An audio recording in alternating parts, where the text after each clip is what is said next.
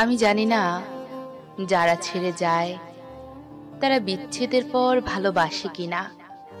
আমি জানি না তোমার মতো যারা কারণ না দিয়ে ছেড়ে যায় তারা আদৌ মনে রাখে কিনা।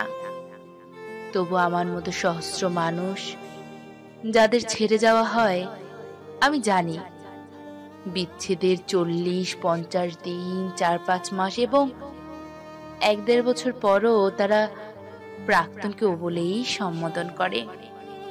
সে সহস্র হৃদয় প্রায় রোজ রাতেই কাঁদে এবং ভালো আছির জায়গায় শুধু আছি বলে।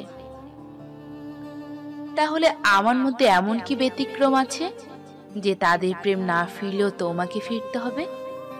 তোমাকে ফিরতেই হবে, ফিরতে হবে, কারণ আমি তোমাকে খুঁজছি। এটা জেনেও যে দেখা হলে তুমি উল্টো পথে হাঁটা শুরু করবে, তবু তোমাকেই খুঁজছি। তোমায় খুঁজছি সেসব জায়গায় যেখানে তোমার আনাগোনা সম্ভব, এবং সেখানেও যেখানের খোঁজ তোমার কাছেই নেই। প্রত্যেকটি নতুন আলাপ হওয়া মানুষের মুখে আমি জোর করে তোমার আদল বসিয়ে নিই, তারপর কথা শুরু করি। যেন তোমার সাথে আবার নতুন করে পরিচয় হচ্ছে, যেন আবার অনেক কথা শুরু হবে, যেন আবার প্রেম হবে। আর এবারে আমি আর ভুল করব না, মানে তেমন কিছু করব না যেগুলো তোমার কাছে ভুল। আমি খুঁজছি সেই তোমায় যে আমাকে ভালোবেসেছে, মানে ভালোবেসেছিল। এই খুঁজতে খুঁজতে আমি ঠিক খুঁজে পাবো সেইটুকু তোমাকে